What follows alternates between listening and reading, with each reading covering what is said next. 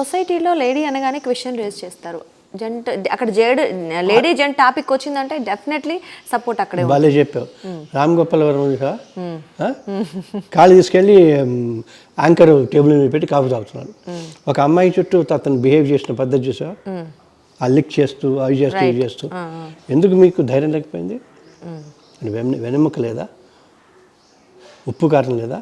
అంటే అది పదవి అనుకుందామా, లేకపోతే సొసైటీలో ఉన్న భయం, పలుకుబడి.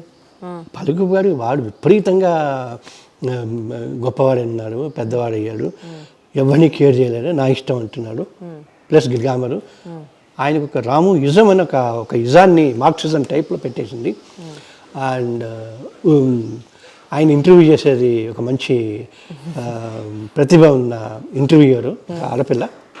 What you answer for this? అంటే ఇప్పుడు ఆయన అవ్వచ్చు, ఆయన కన్నా ఈ పెద్దగా ఇంకా పలుకుబడి ఉన్న వాళ్ళు కూడా ఎందుకు మాట్లాడలేదు ఇలాంటి వాటి? భయం.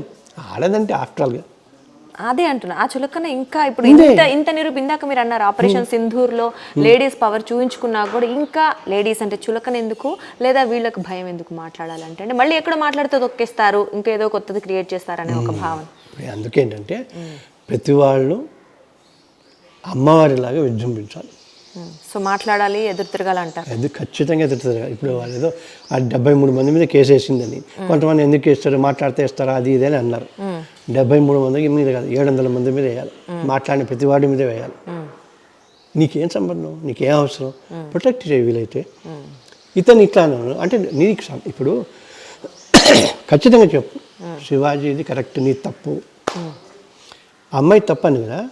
మీరు ఇంకొక విషయం ఉంది, అక్కడెక్కడ రాజమండ్రిలోనో ఏదో క్లాత్ షాప్స్లోకి వెళ్ళింది. ఆ తర్వాతే ఒక 5-6 రకాల చీరలు కట్టుకుని బుట్టబొమ్మలాగా బ్రహ్మాండంగా వెళ్ళింది.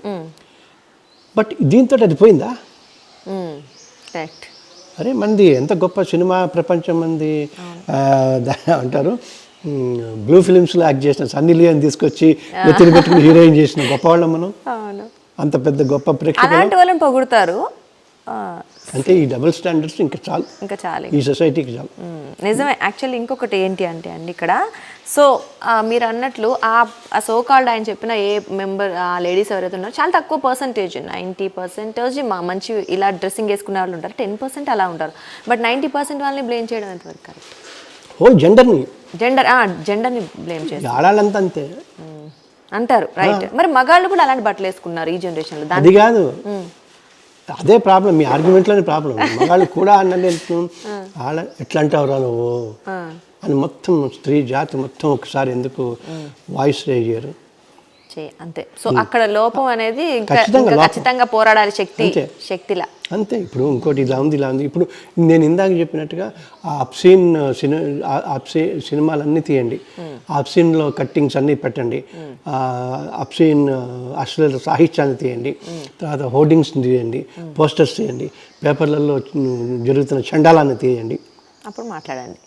అన్నీ తీయాలి. తీసి మేము ఎప్పుడో చాలా బీజేపీ ఉన్నప్పుడు రామ్ గోపాల్ వర్మ నాచ్ అని ఒక సినిమా తీశారు. ఒక ఆడపిల్లని కాలు పైకి ఎత్తి అది చేశారంటే పెద్ద గొడవ వేసి క్రిమినల్ కేసు వేసి పోలీస్ స్టేషన్ తిరిగి దిష్టి బొమ్మను తగలెట్టి అన్నీ చేశారు. అవి ఉండేది అప్పట్లో ఆ స్పిరిట్. చేసాం, we did it. Maybe I think this is right time to do it again, provided మీలాంటి యంగ్ జనరేషన్ ముందుకు వస్తే తప్ప. మేము వీ హ్యావ్ అంటే ఇప్పుడు రిటైర్ అయ్యంగానే టైర్ కాల ఇంకా. అదే అంటే మీరు అన్నది నాకు అర్థమైంది. ప్రతి ఒక్కళ్ళు మాట్లాడాలి, ప్రతి ఒక్కళ్ళు పోరాడాలి, ముఖ్యంగా మీడియా. Okay, definitely.